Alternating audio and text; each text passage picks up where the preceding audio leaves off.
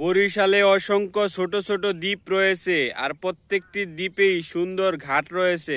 আজকে আমরা একটি ঘাট আপনাদের দেখাবো। সৌন্দর্যে ঘেরা এই ঘাটটি, এই ঘাট থেকে মনপুরা যাওয়া যায় খুব সহজেই। এখান থেকে সার্ভিস রয়েছে, সার্ভিসে মনপুরা যাওয়া যায়, স্পিড বোটেও যাওয়া যায়। এখানে রয়েছে অসংখ্য মাছ ধরার ট্রলার, যেগুলা গভীর সমুদ্রে গিয়ে মাছ ধরে।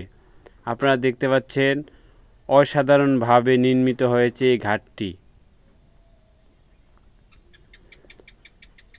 এখান থেকে ভোলা জেলার বিভিন্ন স্থানে খুব কম সময়ে যাওয়া যায়। এই লোকজন এসে বসে আছে, তারা বিভিন্ন স্থানে যাবে। যাদের অতি জরুরি তারা স্পিড বোট দিয়ে চলে যায়, আর যারা একটু ধীরে সুস্থে যেতে চায় এখান থেকে সার্ভিস রয়েছে, এখান থেকে যাওয়া যায়।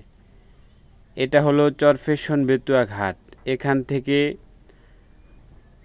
লঞ্চের সাহায্যে ঢাকায় যাওয়া যায়। ঢাকা যাওয়ার একমাত্র মাধ্যম ভোলা জেলা থেকে, সেটা হলো লঞ্চ।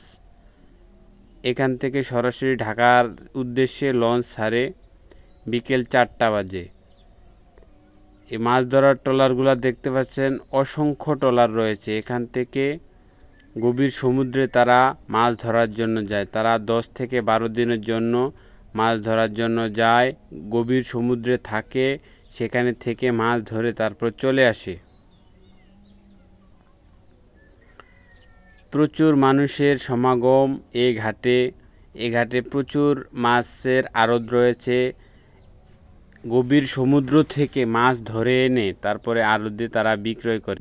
ভোলা জেলা থেকে ঢাকা যাওয়ার অনেকগুলা স্পট রয়েছে, অনেকগুলা ঘাট রয়েছে, তার মধ্যে এটা অন্যতম। ভোলা জেলার দক্ষিণাঞ্চলের